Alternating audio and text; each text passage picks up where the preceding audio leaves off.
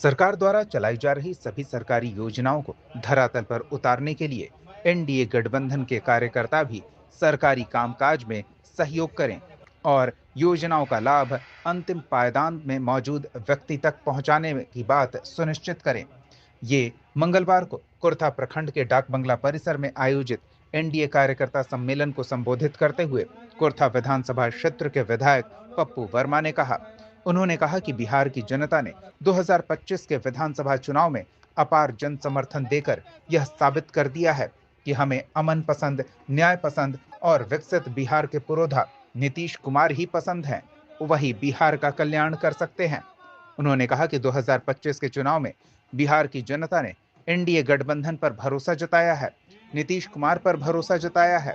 ऐसे में एनडीए के सभी घटक दलों के नेताओं को 11 दिसंबर से अपने अपने क्षेत्र में भ्रमण कर राज्य सरकार और केंद्र सरकार द्वारा संचालित तमाम योजनाओं को धरातल पर उतारने के लिए कार्यकर्ताओं को एकजुट होकर कार्य करने को लेकर प्रेरित करना होगा। सरकार द्वारा चलाई जा रही योजनाओं को समाज के अंतिम पायदान तक पहुंचाने के लिए विशेष तैयारी की जा रही है।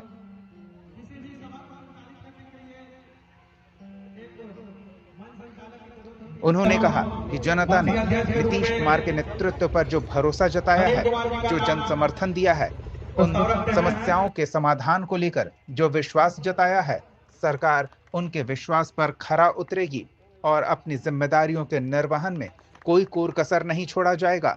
मौके पर जनता दल यूनाइटेड के अरवल जिलाध्यक्ष मिथिलेश यादव, भाजपा मंडल अध्यक्ष सुधीर शर्मा, जेडीयू प्रखंड अध्यक्ष राम प्रवेश कुशवाहा, लोजपा रामविलास प्रखंड अध्यक्ष जयप्रकाश पासवान, हिंदुस्तानी आवाम मोर्चा प्रखंड अध्यक्ष सुधीर सिंह, राष्ट्रीय लोक मोर्चा प्रखंड अध्यक्ष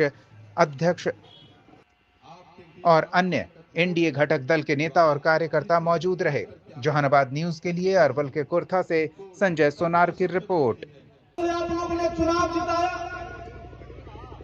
जिस भरोसे के लिए आप लोग ने चुनाव जिताया, जो भी वोट दिए वो भी मेरा है, जो नहीं दिए वो भी मेरा है।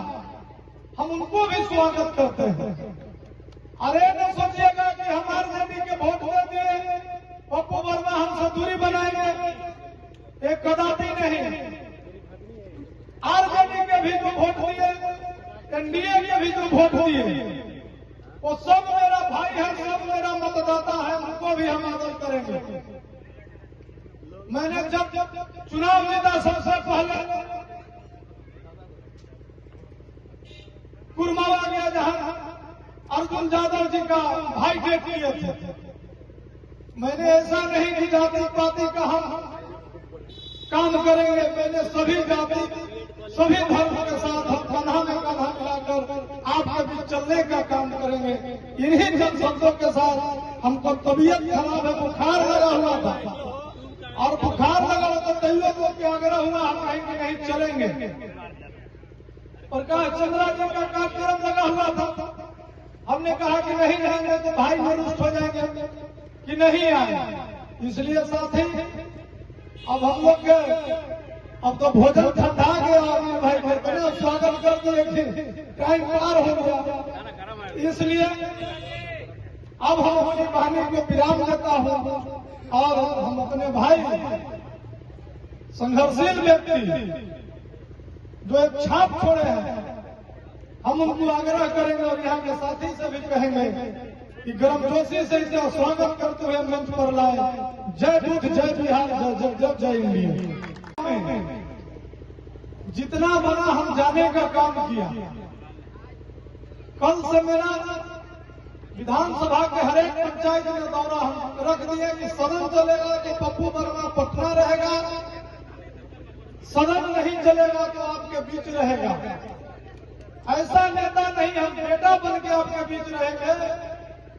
हमने नेता कभी नहीं बनाया, आपका कार्यकर्ता और आपका बेटा बन के हम क्षेत्र में सेवा करेंगे। चिराग पासवान जी कभी नहीं किया कि वो गरीबों की मसीहा है। चिराग पासवान जी हमेशा यह बात करते हैं कि जो भी लोग वो बिहार फर्स्ट, बिहारी फर्स्ट की बात करते हैं, तो बिहारियों की बात करते हैं, बिहारी युवाओं की बात करते हैं, बिहारी महिलाओं की बात करते हैं, सभी समाज की बात करते हैं, धर्म की बात करते हैं। और रहा बात बुलडोजर का, तो हम चाहते हैं कि एक नया नैरेटिव सेट न किया जाए। यह सरकार जो गरीबों के लिए काम करती है, माननीय मुख्यमंत्री जी ने गरीब और महिलाओं के लिए क्या काम किया है, यह किसी से छुपा हुआ नहीं है। आदरणीय नरेंद्र मोदी जी जिस प्रकार से गरीबों के घर में आज तक फ्री अन्न उपलब्ध करा रहे हैं, यह भी किसी से छुपा हुआ नहीं है। यह हाईकोर्ट का आदेश है और न्यायालय का आदेश मानने के लिए कोई भी सरकार विवश होती है। आप न्यायालय का अवमानना नहीं कर सकते हैं।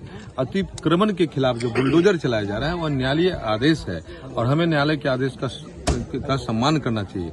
अब रहा बस सरकार के स्तर पर, सरकार इस बात पे विचार कर रही है कि जिन लोगों के घरों पर बुलडोजर चल रहा है, अगर वो भूमिहीन है तो पहले भी उनको भूमि उपलब्ध कराया जाता था। अब इसमें और तेजी लाने का प्रयास किया जा रहा है। आदरणीय हमारे सभी एनडीए के नेता इस दिशा में प्रयासरत हैं। थोड़ा समय दीजिए और इस समस्या का भी समाधान हो।